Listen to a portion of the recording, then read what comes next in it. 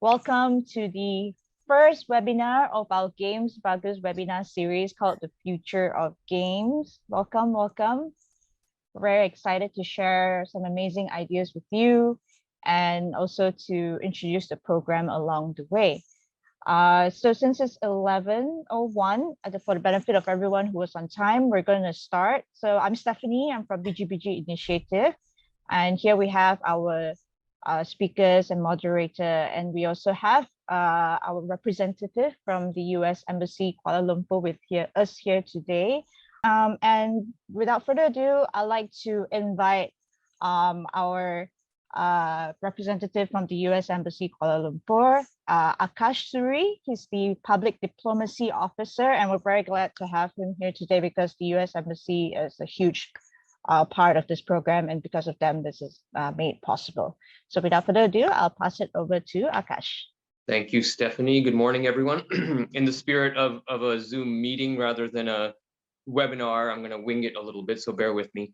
But I want to first off start by thanking all of our friends at the BGBG Initiative, Stephanie, Rushwin, Jay, and others. Without them, this program wouldn't be going forward. There are collaborators on so many different programs these days, and this is one of them. I also want to thank Andrew Sayu somewhere around here. I don't see him on the screen, but I'm sure he's in here somewhere, for all the great branding and work he does to make us look good as we do these programs. I, of course, want to thank today's speakers, Daniel and Dale, who I see on the screen already, for joining us, sharing their expertise in this space with us. We really do appreciate it, especially given all the varying time zones, et cetera. You know, COVID's been tough, but it has taught us that we can connect with one another from all across the world and has helped us to get some new voices into the conversation. So we appreciate them taking advantage of that and being with us today. And of course, our moderator for today, Ivan Yi, thank you so much for facilitating this discussion and giving us the Malaysian perspective on everything as we go forward.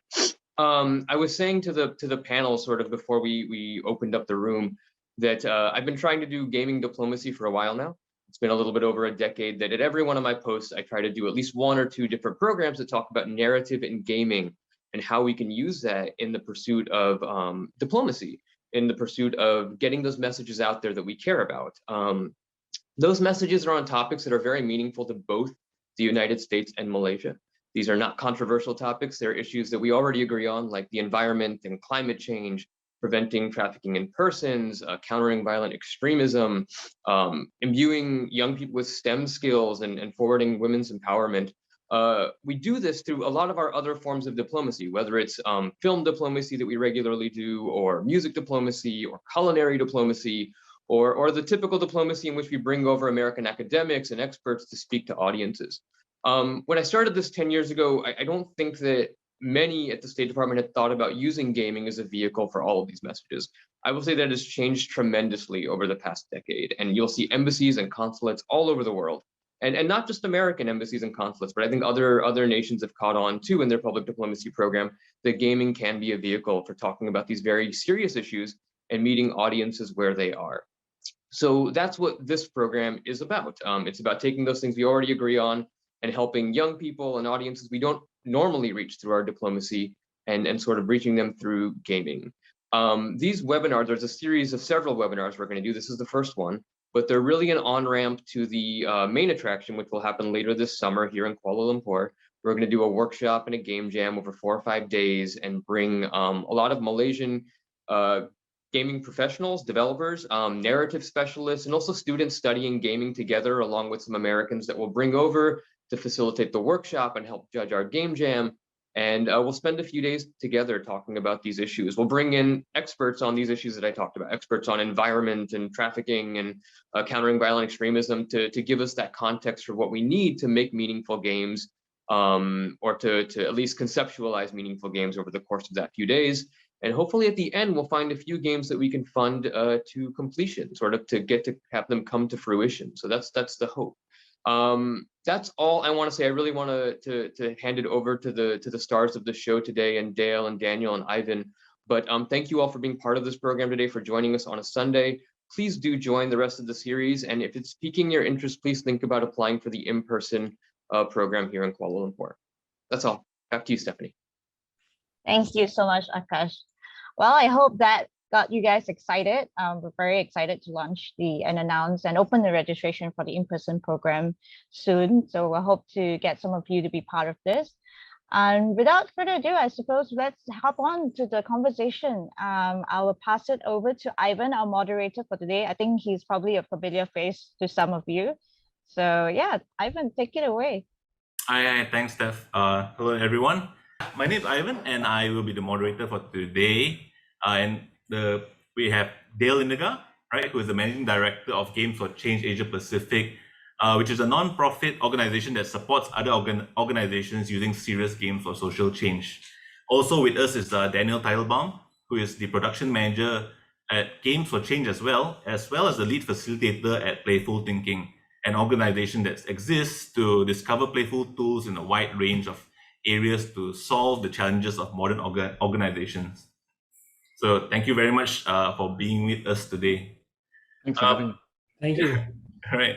So today's topic of discussion would be the future of games, right? Very nice name, right? Paving the way for socially conscious video games, where we address today's rapidly booming game industry, which has been expedited by the pandemic. I think the game industry was impacted, but wasn't totally crippled by the pandemic. So in a way, it's a good thing. And we'll be asking if video games can be utilized to drive meaningful changes in society through thought-provoking gameplay. And our guests are here with us today to help shed some light on the topic. However, before we go into the meat of the discussion, I feel I did not do justice in introducing our guests.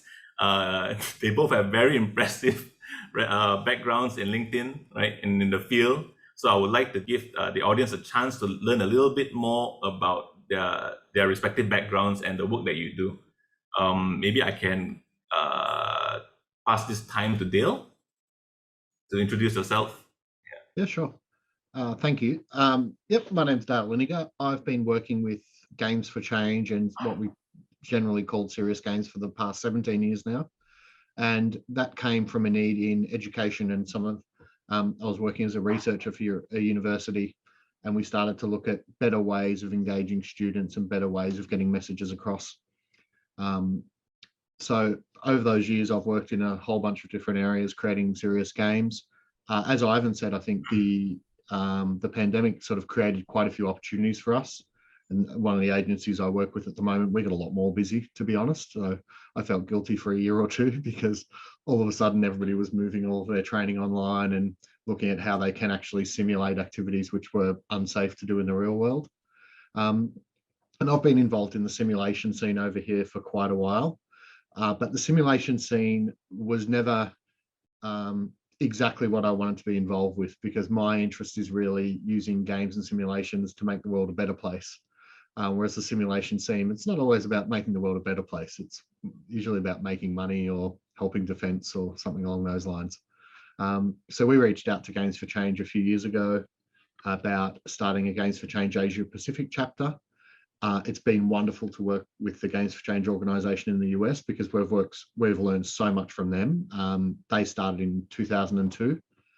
So although we've had, all over the world, these activities have been going on, I think they've kind of been the head church during all of that time for us all to go to every year and see what's happening and be part of a community.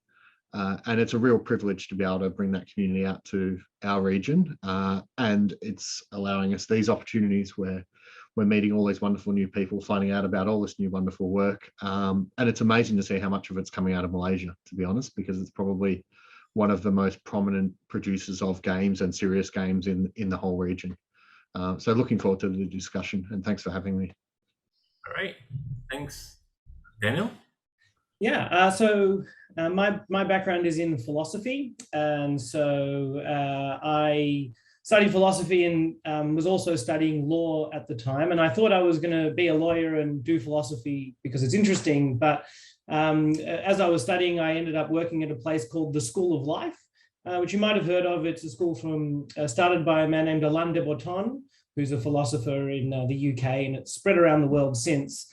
And I ended up working in philosophy and continuing my law degree because to make sure I had a backup in case philosophers aren't paid as well as they used to be 2,000 years ago. So anyway, so philosophy led me to philosophy education through the School of Life. And I guess that was my social impact tool, was believing that if we were better educated in thinking and talking about philosophical topics, the world would be a better place.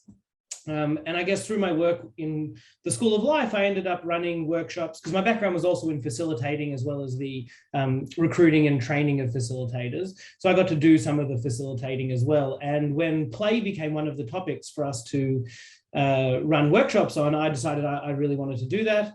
And so over, I guess, every 6 months or so, I'd run a workshop on play. And in the lead up, I'd kind of get deeper into the theory and philosophy and ideas around play.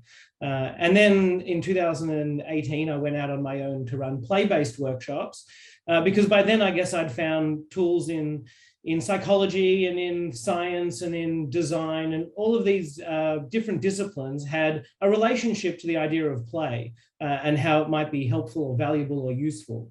And so I thought, well, I want to talk about the importance of play. I also discovered that play for young children is decreasing. There are young kids around the world. It's less and less safe for them to just go out and play. And we know that how important play is to human development and intellectual development, being able to be adaptive to our environment, be resilient, connect with others.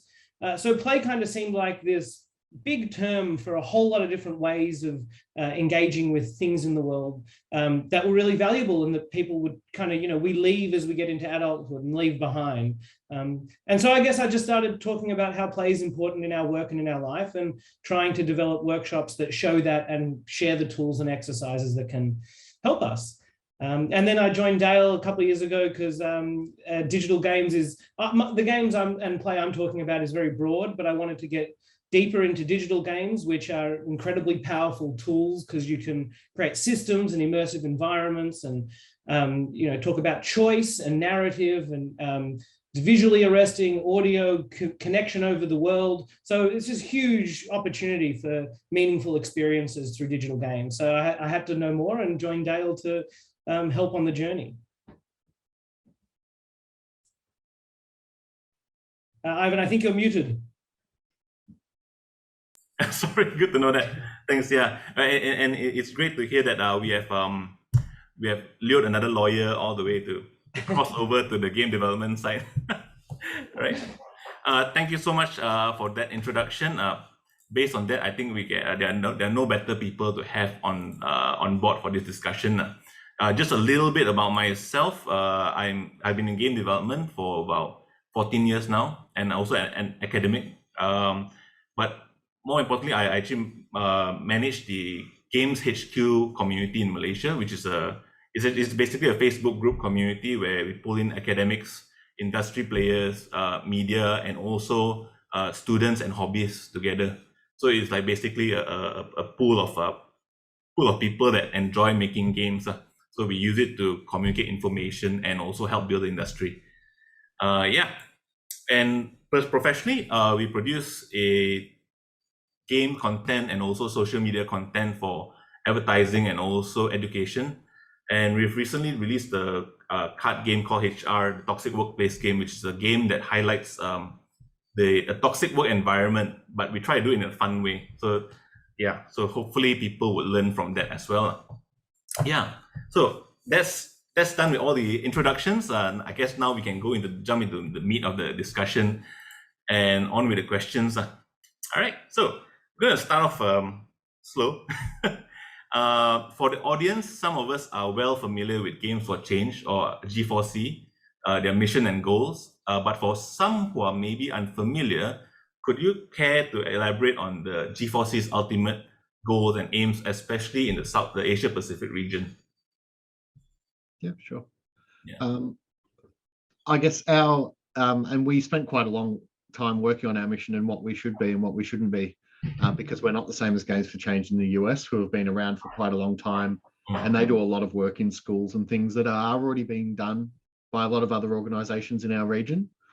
So essentially what we want to create is a stage and a spotlight for people who are already doing the great work in this area, and not step on people's toes, but more just elevate and promote what they're doing. and developing that networking and the connections that you were talking about, Ivan, the same as what you're doing over there as well. And I guess being a bit of an advocate for what games can be and what games can do for society. And what you said just before about, getting a lawyer over from the dark side into gaming, I think that's the best story I've heard from Games for Change, is a lady that we're now working with who was working in banking and finance, went along to Games for Change in New York, saw what was possible, and then decided her passion is helping victims of domestic violence. And she's now doing work with an organization in Malaysia as well. But that converted her. She went to that, she sort of felt the calling, and she quit her job and decided, I'm going to start a game studio and I'm going to do this work because I can see that it'll work. So if we can do that once or twice a year or more, then that's what it's all about for us, really. Yeah.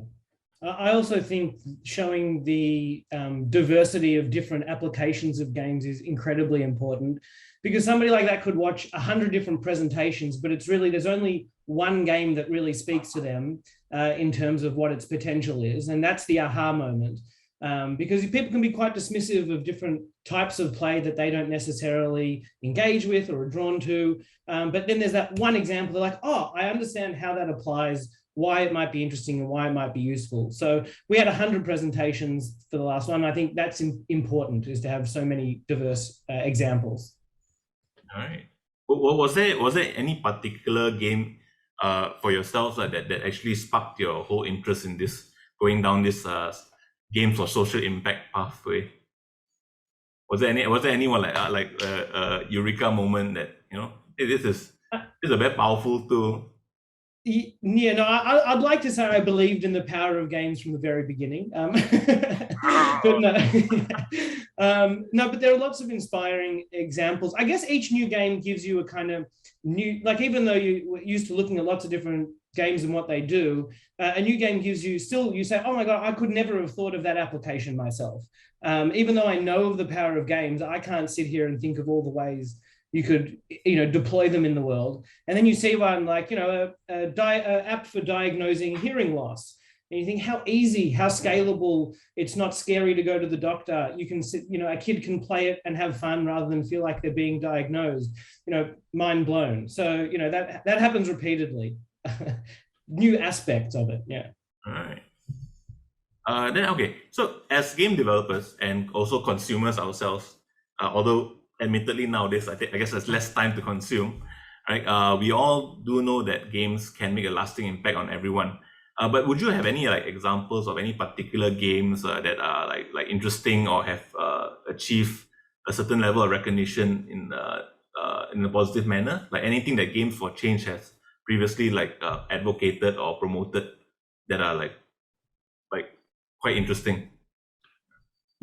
I guess I've got a couple of examples. Like, one of my big aha moments was when we were working with Monash University here in Melbourne, and we were doing games for pharmacy students. And we didn't think they were games. We actually thought they were quite boring because they're very simulation based. It's very much do this, do this, do this.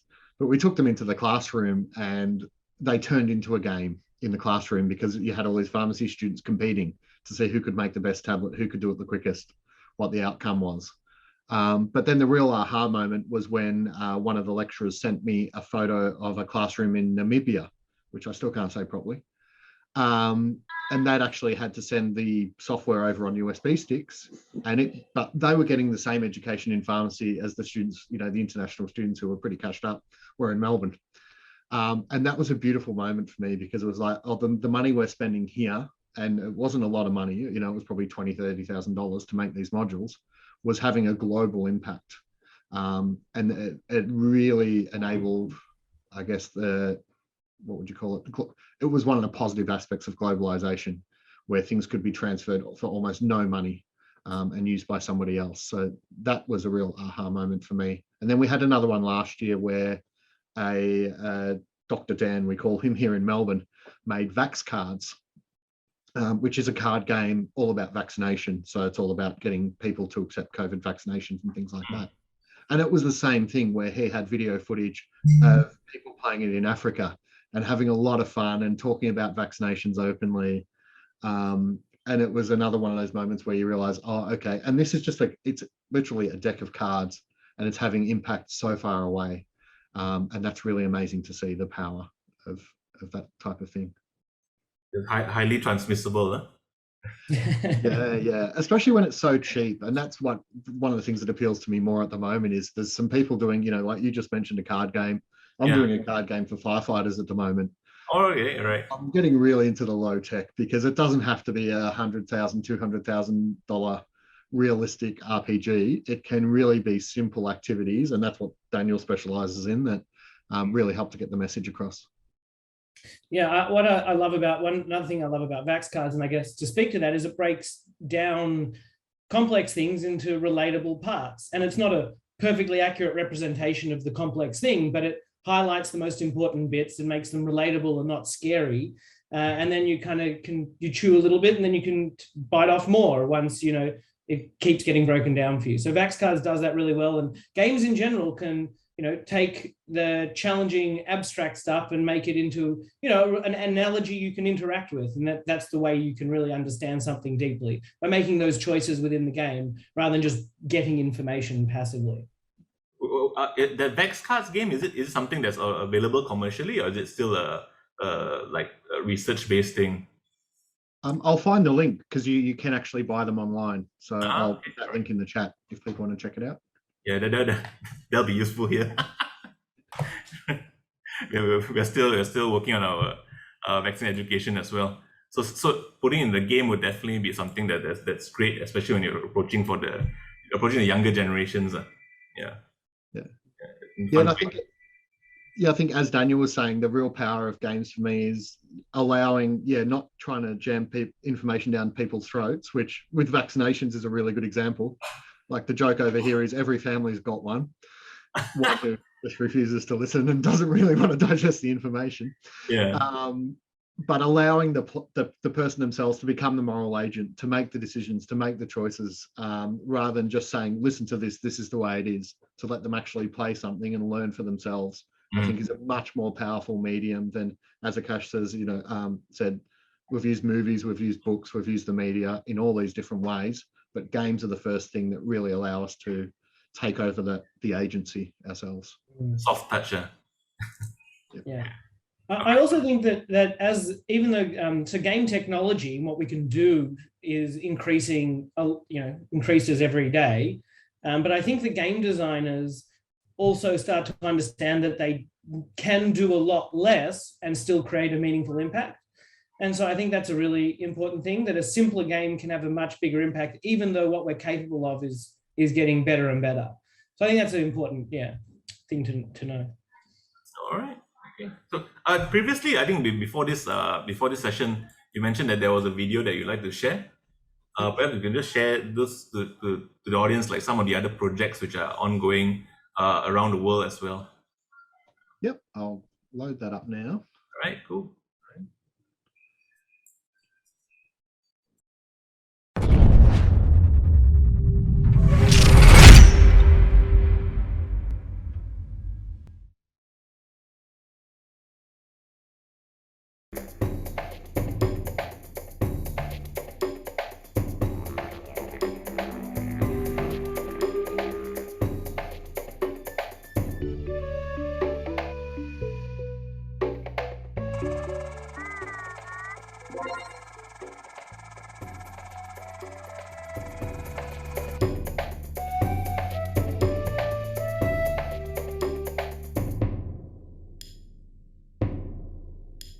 For example, one of these games is called Fidwiz and Entirely Detect, and it is designed to measure a child's visual reaction.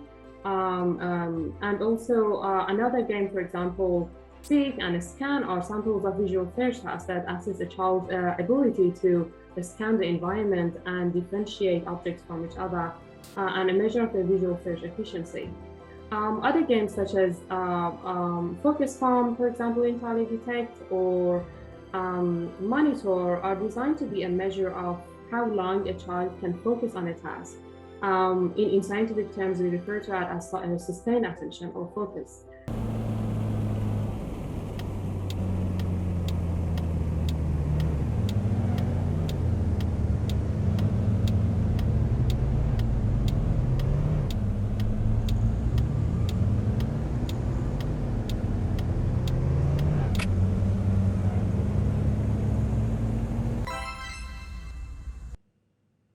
Shamilla is a turn-based exploration game set in the world of Kaya. In this world, there is an oppressive and mysterious dark force causing food insecurity, and as a result, a protracted crisis. As you explore the world, you will encounter settlements filled with people, challenges, and conflict. You speak to these people, understand their challenges, and make decisions that will improve their settlements and help them thrive. Yeah, I block every day, every day. Now we in the game like EA. Said that it ain't that easy. But we keeping it 100 like a freeway. Don't need a tick, just do it. You know that you're linking with the moment. Say what they want, see how they feel. We gon' let it slide, move on up, Curtis Mayfield. On the rain, and we can't get enough. You know that I'm hollering love, hollering love. And I know it get tough, so let me hear you holler. On the rain, and we can't get enough. You know that I'm hollering love, hollering love. And I know it get tough, so let me hear you holler. I'm hollering love, let me hear you holler. I'm hollering love, let me. Set.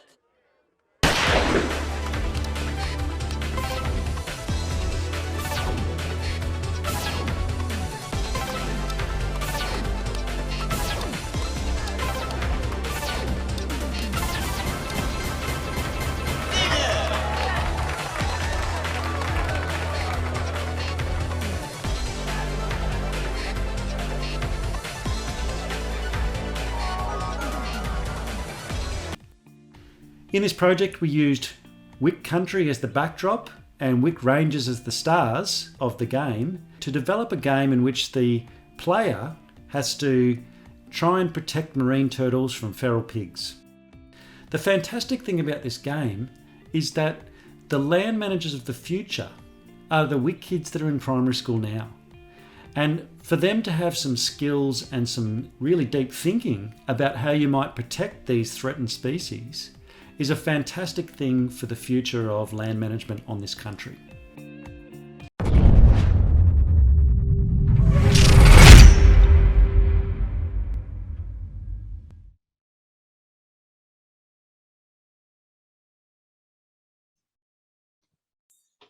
Is that it? The last part just is cut off a little bit. Yep, sorry, I stopped sharing. Yep. Yeah, that was it. The Monash City one looks quite nice. Yeah, so that's really good. Yeah, that's called Streets of My Town, and that was developed by a social worker who had been working social work his whole life and realised that the biggest issue was that not that there was a lack of services here in Melbourne, but that the young people that needed them didn't know where to find them and weren't aware of them. So that game is all about looking at different scenarios with different issues and then how they access the right social services depending on those issues. So that's another person that's sort of being dragged across into gaming from another career.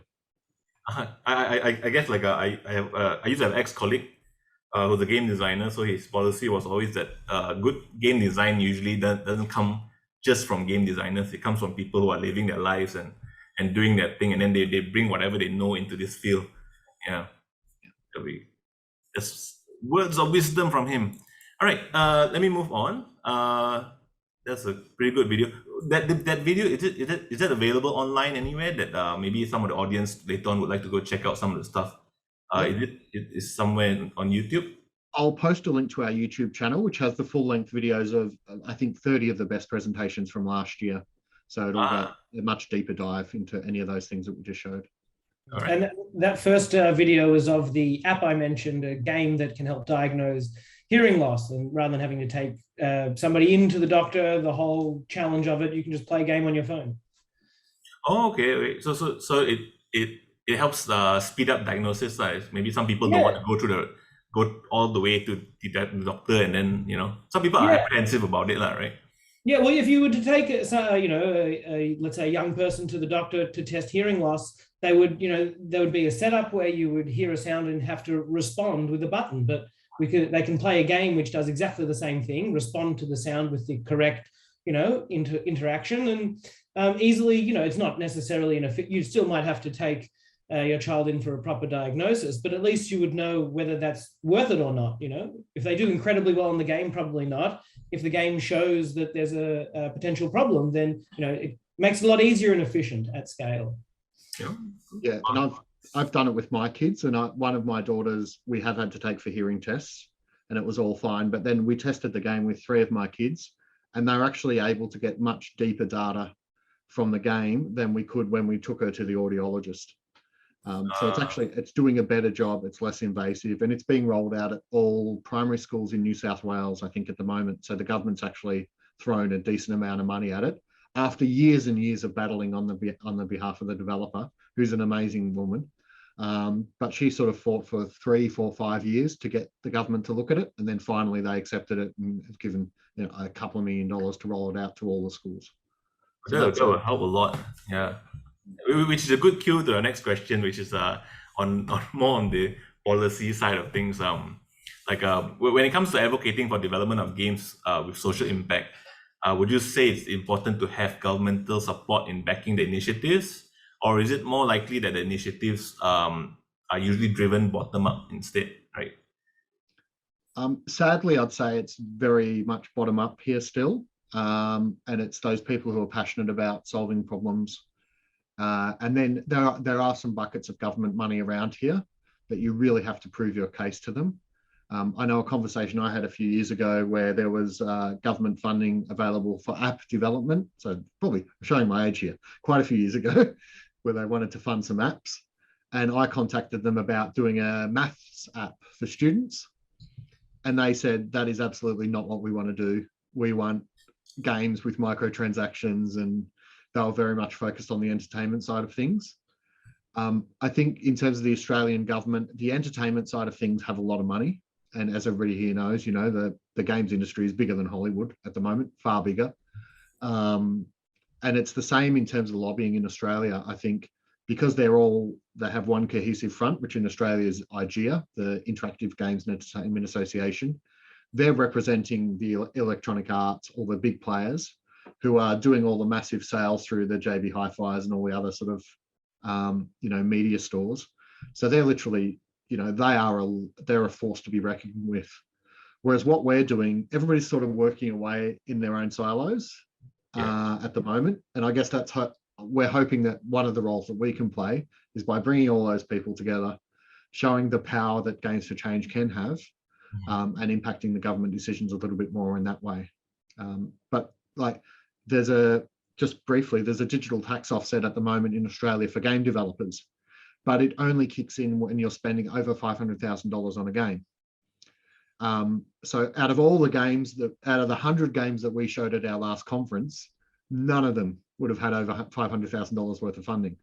Maybe 2, maybe 1 or 2, and not even to begin with. They're usually made for 10,000 or 20,000 or whatever people can scrap together from various buckets of funding.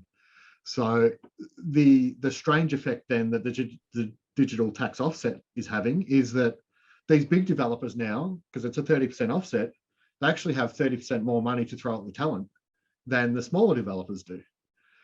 So it looks like the government's helping the whole games industry, but it's really not helping the indies, and it's really not helping people who are making games for change, because we don't meet their threshold. So we're really just having to deal with a diminished talent pool and more competition from the big end of town. So that's the thing I alluded to earlier about, it's funny that the government thinks they're doing the right thing in that case, but for what we do, it's actually having a negative impact. Not a hugely negative impact, but definitely a negative impact. I think in Malaysia, we're going through the same thing where we're a huge outsourcing industry. We have a huge outsourcing, about, I think 8 or 9 studios, major studios. So it does create a situation where the smaller guys tend to have difficulty finding manpower or even funding or such. So it's a global issue. We used to think it's a Malaysian thing. We'll figure out somehow, but not yet. It's a real, I don't know, and over the years you see it sort of rinse and it happens in cycles, but it is a real issue because all of a sudden they'll say, okay, we've got these big games are being developed in Melbourne.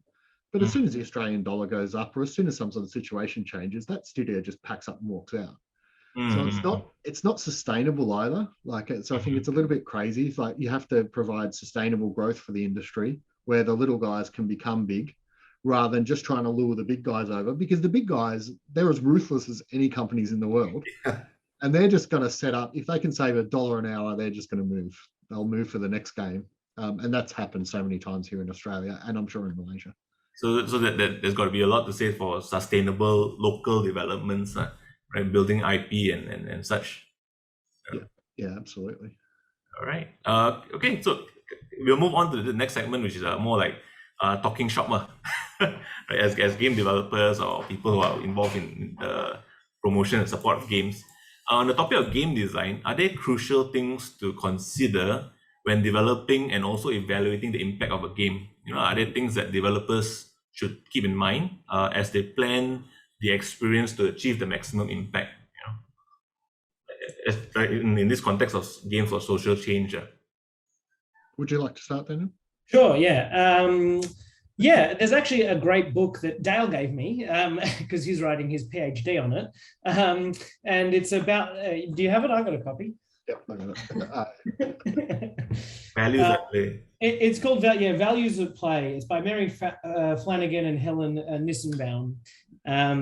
It basically it offers a way of thinking about game design that's focused on values.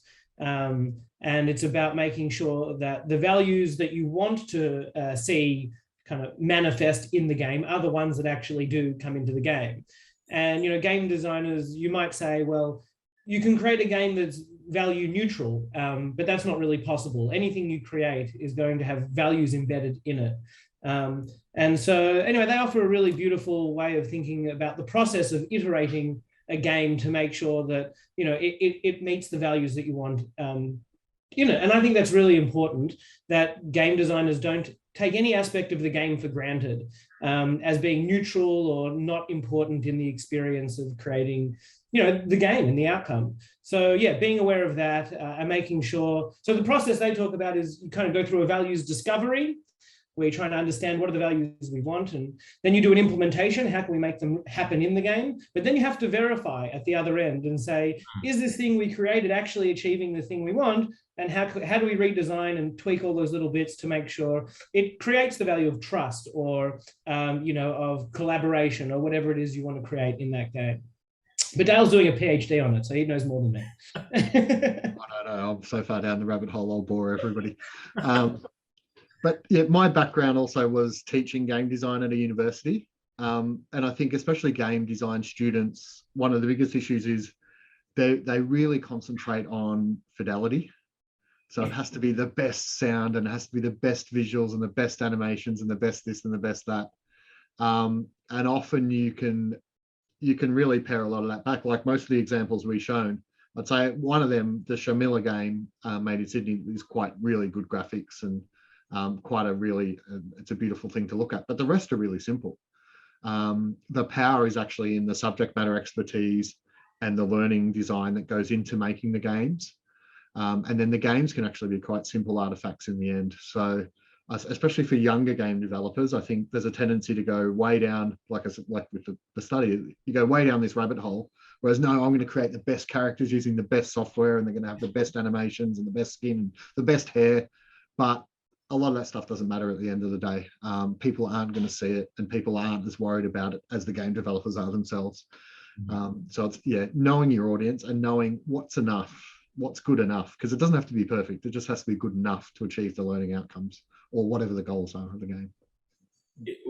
I was looking through some of the games that were on the Game for Change channels. I think a lot of times I realized that the reflection part is very important for game design of this nature, where there's always the discussion aspect of it. There's always like go through this thing and then we'll have a talk through.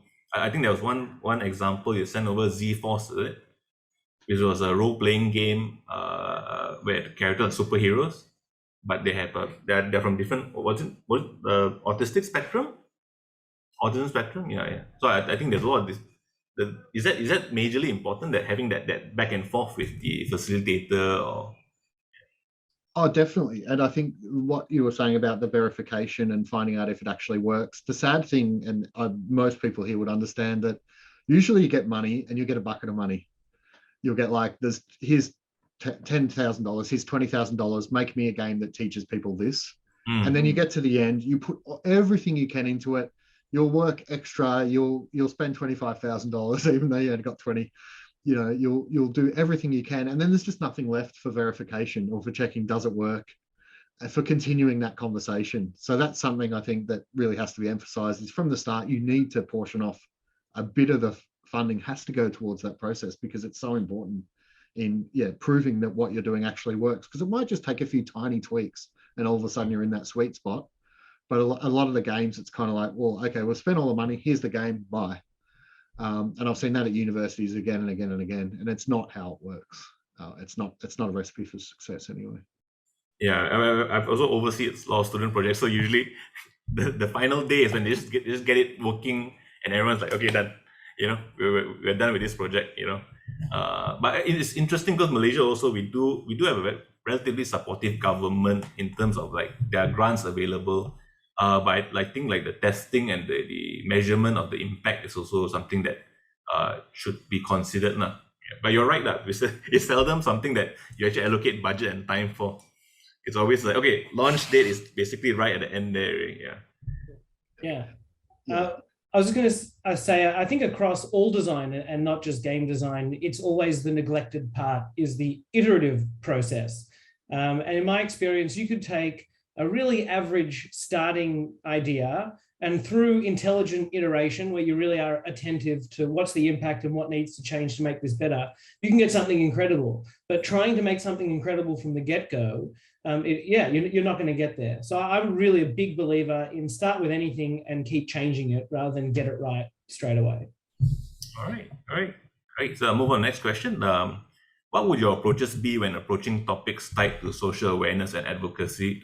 Because today's media landscape is very different from in the past, and there are a lot of topics that sometimes can be very polarizing or sensitive, you know, depending on like religion, race, or whatnot.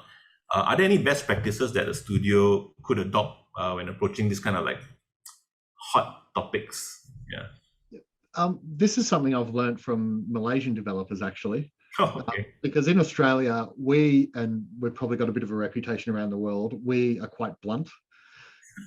We'll just we'll just use a hammer and go, this is it. And I think especially in Malaysia, where you've got such a mix of different cultures and religions and things like that, that you have to be a bit more sensitive about than we are here. So I think it was at Suan or Sakina, but I think both of them have used a lot of metaphor in their work. And we were all sitting there going, oh, wow, good idea. Because that's not the Aussie way. The Aussie way is we're just going to jam it down your throat. And we're going to say, don't do this, do this. But the way they were using metaphors to represent different cultures and different issues with different cultures was really, really clever. So I think they're presenting next Sunday, are they? Both? Yeah. There'll be a session with Suan. I think we can interrogate them a little bit more about their approaches. Then. Yeah, because I think that's something that we've got to learn from you, definitely, and that something that you're probably considering a lot more than we are. But it's something that's really important when you're talking about something like vaccines. You know, how do I have that conversation with my brother, who's just very, very anti-vax and will put up defenses as soon as I say the word. So it's a big problem that we have to deal with. All right. Daniel, anything on your end? Like any approaches or tips? Like if you like how do you like I said, how do you not trigger someone's defensive reaction? I think that's the key touching point. Yeah, well, I guess I think people really don't like it when they feel they don't have a choice. When somebody feels blocked into a corner and they're being told what to do, it doesn't matter if they agree or don't agree, they close down. And the beautiful things about games is that you can, I guess, you can provide choice without it showing what that choice necessarily means. And then as they make their choices, allow them to come to a conclusion themselves because of the choices they've made along the way. If I think about philosophy, the Socratic method from Socrates is basically, instead of telling Socrates, when he speaks to people, only asks them questions. And so he doesn't ever say statements so much as, and gives a question. And the aim is, if you keep providing questions and the person you're speaking to gets to an answer that they contradict themselves, then you can show that one of the things that they said must not be true. And so they have to change their opinion. That's how the Socratic method works. You don't tell anyone anything, you just ask the questions till they come to their own conclusions. And I think games are a really beautiful embodiment of that idea, because you give choice after choice after choice, and you get to the end, you're like, oh, this is where my choices led me. And you weren't told what to do, you got there yourself. And I think that's, the subtle beauty of both games and the kind of philosophical thinking. So letting people come to that conclusion themselves at their own time and pace would be more effective, I guess. Yeah, you have to give those, and they have to be genuine choices. And you also have to, you can't ask a question, you have to ask a question with a genuine curiosity as well. Although people can tell when you're trying to lead them somewhere. So you have to be also genuinely patient and a good listener. But yeah. Yeah, I've seen some pretty loaded postgraduate surveys. Yeah, that's right. At least to one conclusion. Yeah. Very powerful question. I think that's good for in design as well in general. If you're asking about advice, design your questions very well. Know what your questions are and where they will lead you. What's the right question for investigating in the next part of the process? Yeah, but that's a pretty interesting approach for game designer. Framing your questions. Yeah, that's right. Because we think that the answer is important, but the question is, holds in it all of the assumptions you're making about the thing you're dealing with. So if you can investigate your question for the assumptions you're making, you kind of get deeper what you're looking at. Yeah. All right. And I've got a good example of that from Daniel's work, actually, because I have talked to him about my research. So Daniel does some icebreaker activities. And during one of those activities, this is sort of for corporates here in Australia, but during one of those activities, one of the first questions he asks is, okay, I want you to think of your favorite food. And there's a lot of thought behind that question, because everybody has a favorite food. It's something that's deeply personal. It doesn't let anybody brag about anything. It's not like, what did you do on the weekend?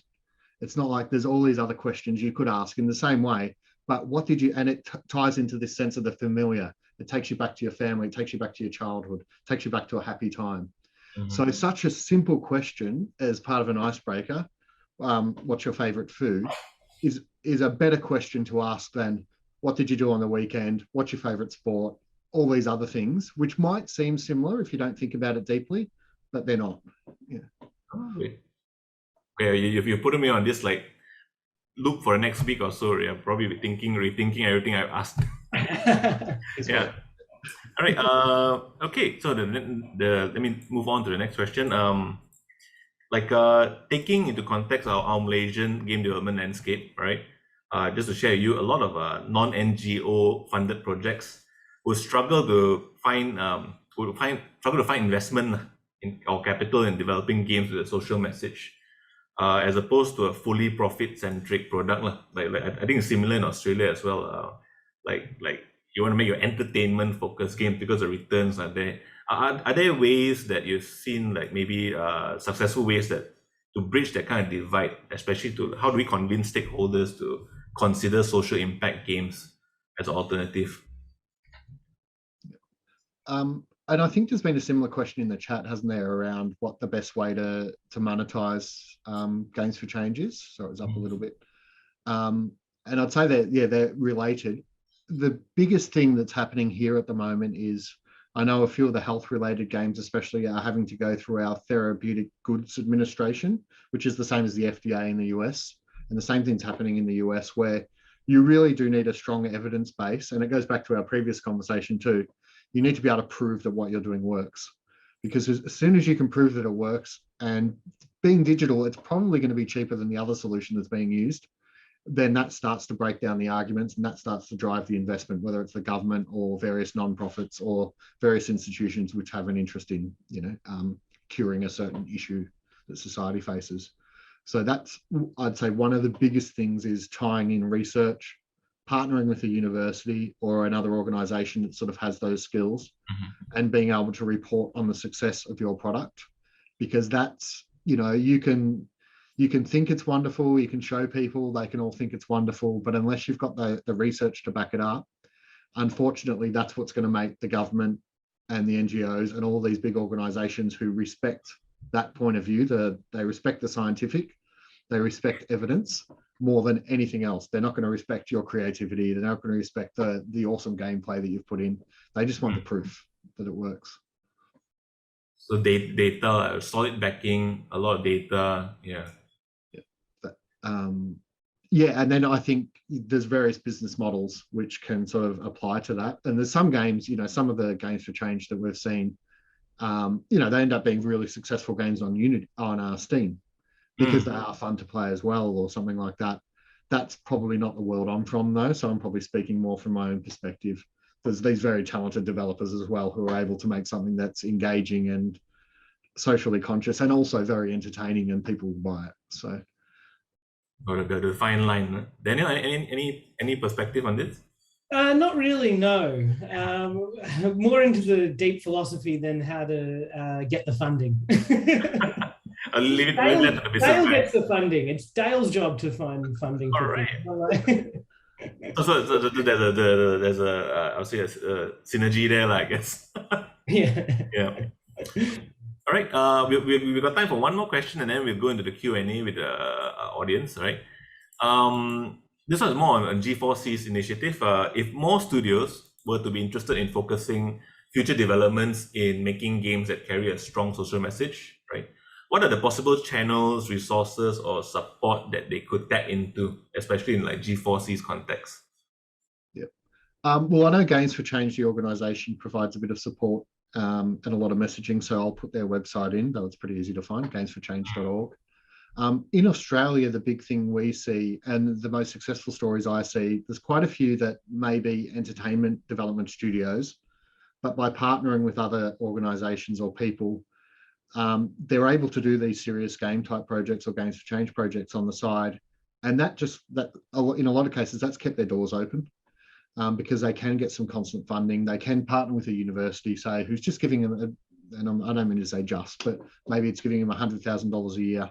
And that allows them to keep their developer and their graphic artist fully employed and also working on their creative project on the side.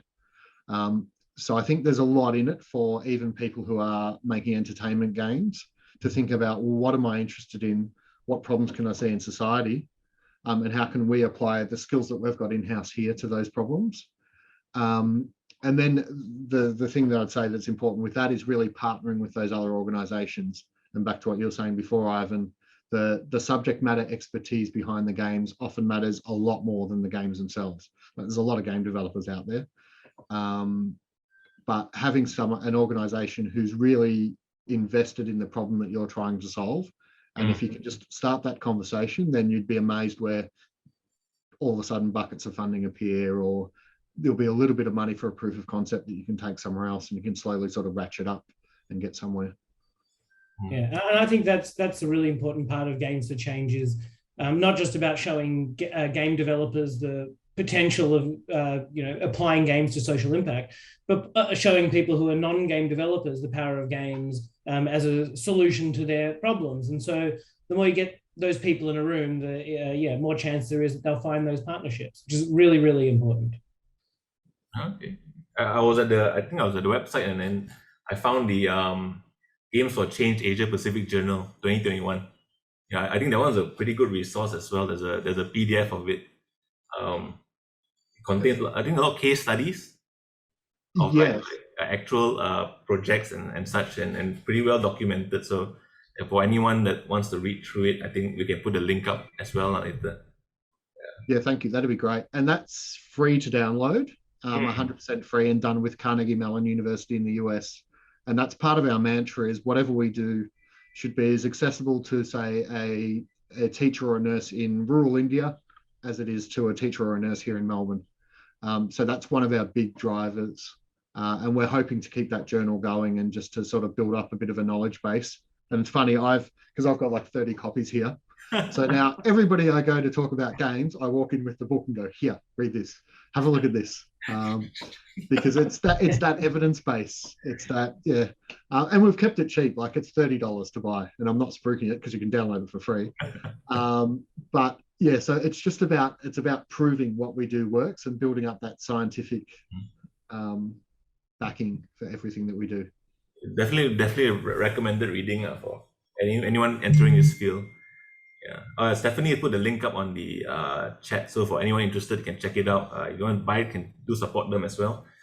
Yeah, I think that's the major questions. I want to keep some time for the Q&A because I think there's a lot of people curious about certain things. Let me give me a moment. Let me just scroll around. Okay, so Start, Ivan. I'll send it to you. 1 second. Okay, all right, cool. All right, so first question from Rafiq from Rexbit Development Studio. He asked, what do you think about games for education and what is the best business model to execute them with the right monetization model? Is it the same question that you're looking at now? What is the future of education games? Yep. Well, I guess that is my background. For 15 years, I was mainly working for universities. I've seen a whole bunch of different models in that time. Some people who really wanted to make money out of it. The Ritchie, like Melbourne University, we did a project called Kilgore's. They've made that free for anybody to use because they just decided their admin and all the fuss associated with it was not worth their time. So that's now being used by, I think, 15, 20,000 people around the world every year. And they host it, they keep it all running for free. And that actually doesn't cost them much. You know, they'd be spending hundreds of dollars on hosting a year, that's it. And then sometimes they'll need some updates to the PHP version or something like that, but it'd be in the low thousands of dollars a year. So that's sustainable for a really rich organization like University of Melbourne. Other projects that we've done have really been targeting different audiences. So, okay, we want to make this for our students. So we did an accounting game. We want to teach our students accounting ethics, but we're also going to approach CPA and all the big accounting organizations, and we're going to license it to them and they can use it for continued professional development. So it's that sort of the hybrid model of I want to keep it free for this audience and I'm going to sell it to this audience.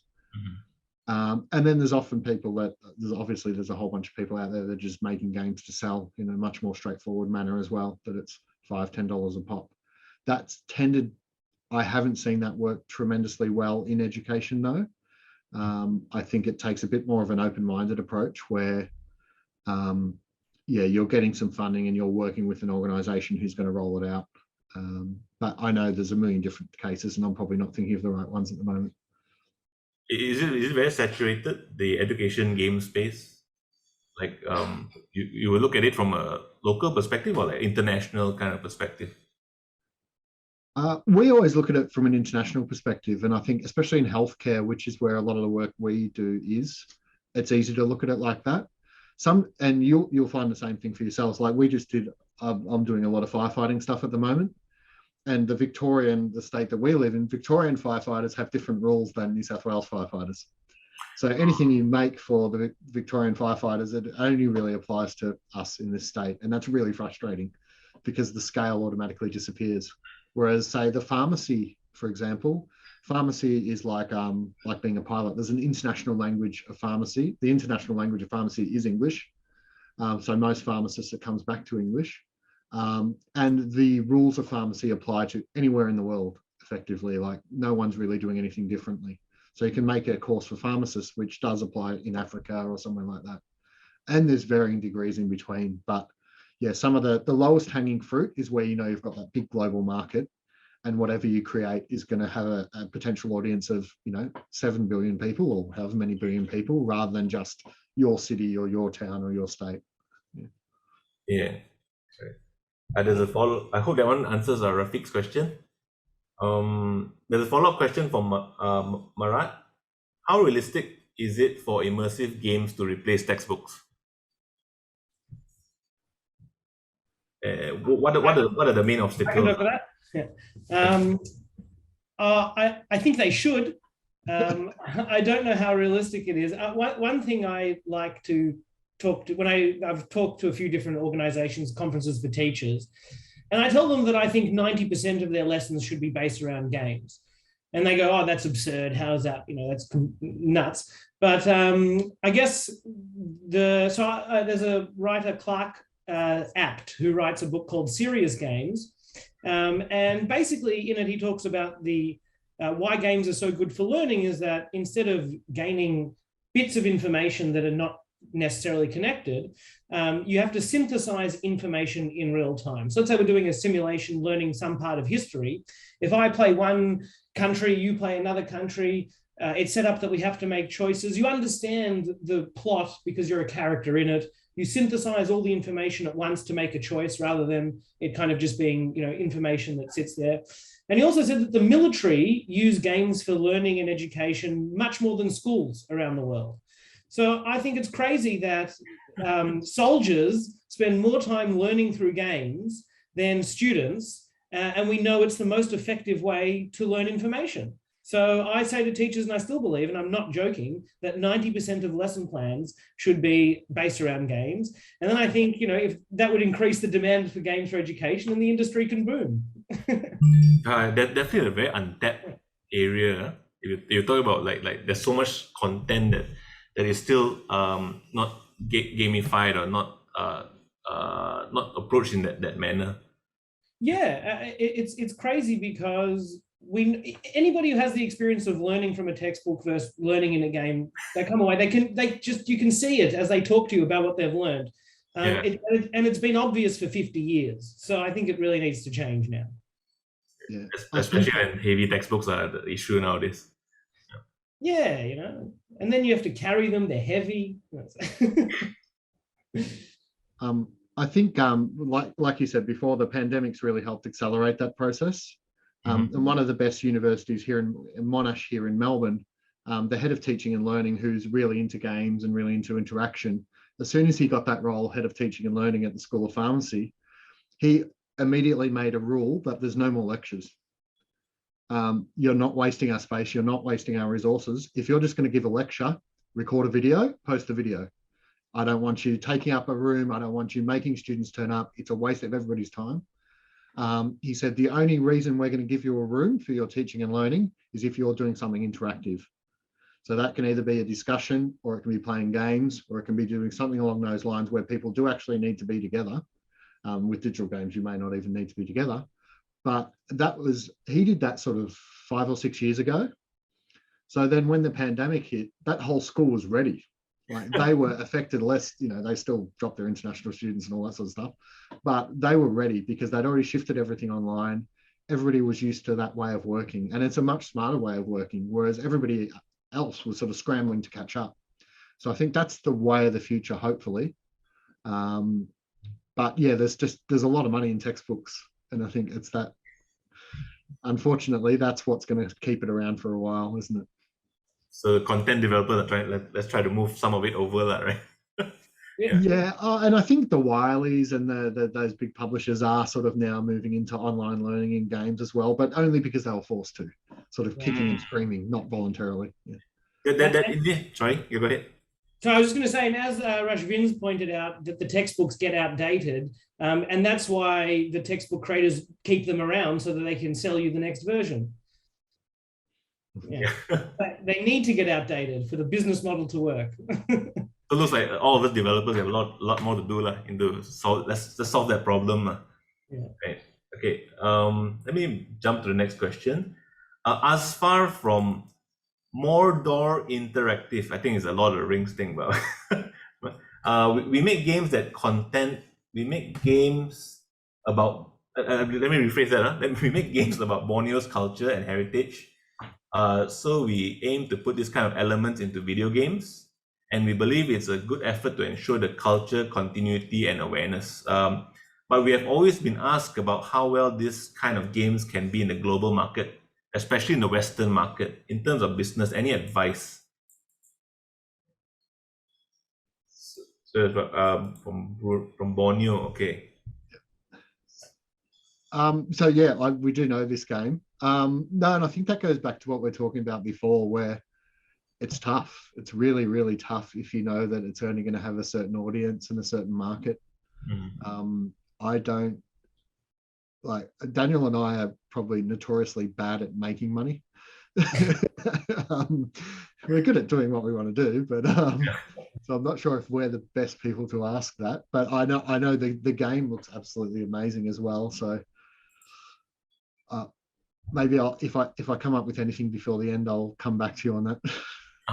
I was just going to say, I was just going to challenge the assumption that just because it's a different culture doesn't mean if it's a different culture, it might be more appealing to a global market because it's new, it's different, it's something that they might not be exposed to otherwise. So I think get rid of the assumption, and you might find you're wrong about the assumption. It is good for a global market. I think that's true. That I mean, it's like everyone's looking around now for like different cultures to build content off of. So I think maybe sometimes we do underestimate our own like, because we're so familiar with it, we tend to like overlook it, I guess. Yeah, everyone thinks their own culture is less cool than other people's cultures. Hopefully us far keep doing it. All right, we'll support you as any way we can. All right, the next question would be from Edison. Do you think there's an effect on abstract style of educational games that can gamify certain subject matter that allows player to learn? I think the app. I mean, let me rephrase that. Do you think there's any effect on abstract styles for educational games? Yeah, I think that's the gist of the question. Abstract styles. Oh, so the follow-up from him as well. Oh no, sorry. I'm getting lost in the questions a little bit. Right, so I think Edison's question would be, is there any effect using abstract styles on educational games? Yeah, I think, and I'm writing something at the moment with a colleague who told me the term yesterday, and I thought I have to remember that. But it's essentially an education that you don't have to, and in simulations and games especially, that you don't have to simulate the entire experience all the time. You can just focus on one learning outcome. And as long as you're achieving that learning outcome, then you can move on. And I think that's, especially game developers get tied up into, and one of the organizations I'm working with at the moment, they get tied up into, okay, so here's a scenario that we're going to medevac a patient in a helicopter, and we've got to do all these treatments on them before the helicopter takes off. So they just start building the environment. Okay, this is what the environment will look like. This is what the helicopter will look like. This is all the equipment we need. This is what they need to do on the equipment, rather than just focusing on, well, what are the learning outcomes? Because you don't really need to teach someone to jump on a helicopter. These people, they've done that. If they're working on helicopters, they know how to get in a helicopter.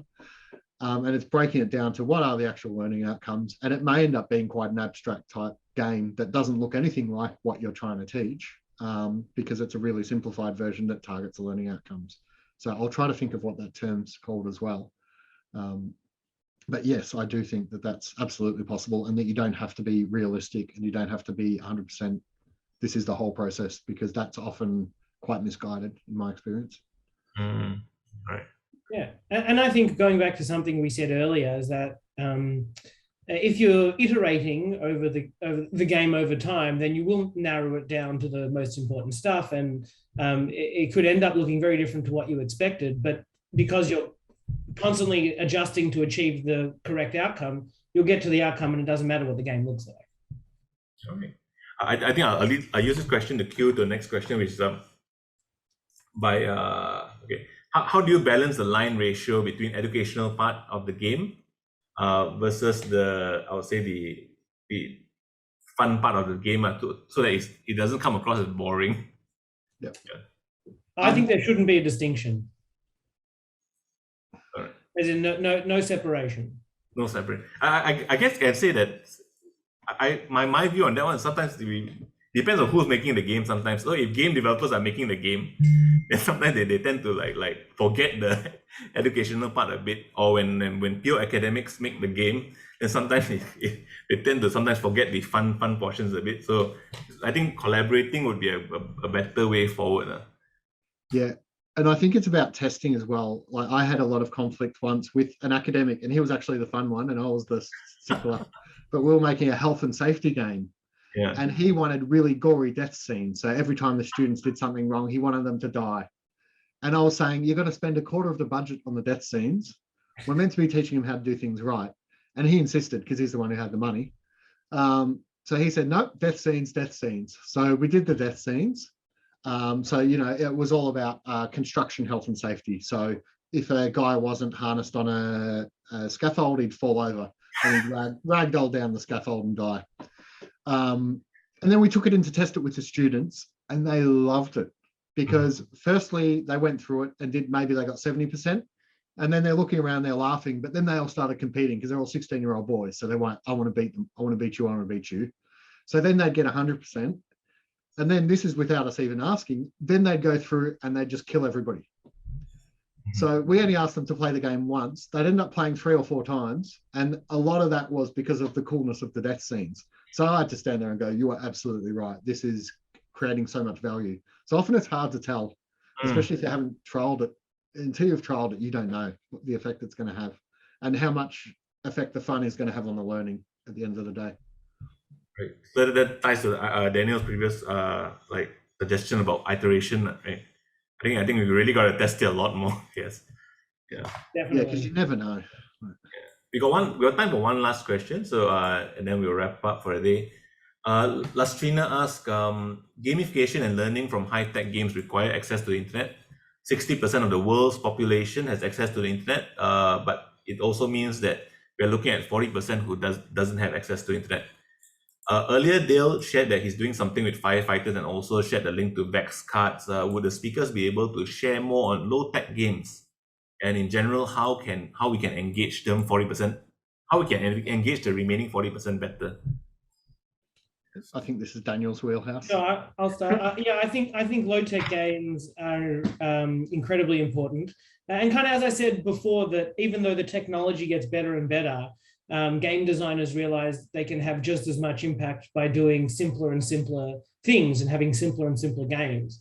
And I think that translates very true back onto in the analog world.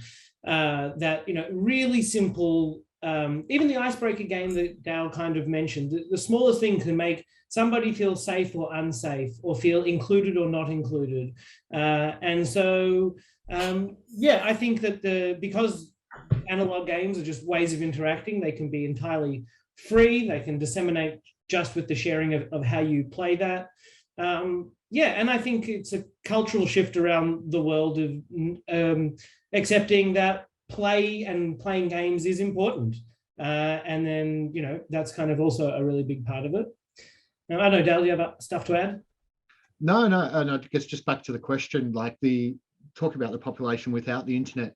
That is the firefighters that we're targeting with the game that we're making. So they're, it's called the CFA, it's Country Firefighting Association around Victoria. And the joke when we first started working with them was a lot of these guys have Nokia phones. And then we walked into our first workshop and they do. Like they've got the old Nokia, whatever, 6110 or whatever the old ones were, not smartphones. And they have that because these guys are either knocking trees down or fighting fires all year. And an iPhone, and they're all 6'6" and they're massive. And an iPhone's going to last about 5 minutes in their pocket. And they don't care about the internet. They spend their whole day in the forest. They're not necessarily near a tower. They don't necessarily have they may have a computer, but it may be a 386 or something like that that's just been sitting in the corner forever. So it's not even just looking at the poorer countries or third world or anything like that. There's often pockets of those people within our own regions that just don't have access or just don't like that sort of technology. So it's interesting to have to think about new ways of catering for those people. And I've got, like, for the firefighters, I don't know. Oh yeah, you can see that. Good. Okay. So this is just it's like a card and board game. And I went down to our local card and board game people. And there's a guy there who makes his own games, and told him, okay, here's the problem I've got. I want to teach firefighters leadership. And he took me through a whole bunch of different games and said, okay, here's some really useful things that you can learn from. So that's one of the possible approaches for that, is just go and speak to, there's a big board game community out there, for example, and they're using some really interesting mechanics in their games. So that might apply to your own issues. Yeah. In Malaysia, I mean, I'm a big supporter of local board games as well. So we've got like this is a game about bullying. Can't see it. How do I? Wait, give me a second. Let me reveal my background. All right. So we got like games about bullying. We have, I think this but honestly, is a games where you gotta talk about your personal feelings and stuff like that. So we do have a growing number of people developing analog games about math, but also the how to put it, there's also a huge area in print and play, especially for those people who can't, maybe you don't have a huge budget to produce the product. Print and play is a new, not a new concept, but it's picking up in Steam, and you send out the files to people, they can print them on themselves, on their own initiative, and they can, I think, get the same experience. I think that feels similar to like your story about Namibia, where you send them the USB drive and then they figure out how to implement it. So that's also a possible way to answer Lastrina's question. Yeah. There's a game that I play online with people when as a start to a workshop, and it's very simple. I give 2 random words or objects, like I could say a pen or a pair of scissors. As you can tell what's on my desk. And I ask the question like, which one represents you better? A pen or a pair of scissors? And I get everybody to think about it, and then I get people to guess what other people had chosen. And if you don't know somebody, you might guess at random. If you know somebody a little bit, you might say, oh, I think a pen because you love creative writing. Anyway, whenever I do that, it's the simplest game mechanic you can think of. It's a choice between 2 words. But the kinds of conversations that come out of this icebreaker, the way people share metaphorically about themselves, well, I think I'm scissors because I like to, cut to the chase about things. And they, whatever it is that their brain has come up with. And they share about themselves personally. They get an insight into other people. And it's a choice between 2 words. It's free. It's not a huge cost to create a game like that. And anyone can play it anytime, anywhere. And it just shows the power of game mechanics to create meaningful experiences for people. So anyway, I hope that's an answer to the power of non-digital games as well. All right, cool. Okay, I guess that's all the time we have for today. Stephanie, is that okay? All right. Yep, all right. All right. So thank you so much, Dale and Daniel. We definitely want to maybe dig into your minds a little bit more in the future. Right. Hopefully there could be some collaboration between Game for Change, Asia Pacific, and also Malaysia. We would definitely need your advice on a lot of things. Right, because we are still very in the infancy of this, and I think with BGBG's help, we'll get there, right? So thank you everyone, to speakers, to the US Embassy of KL for making this happen, BGBG Initiative, and also Synapse.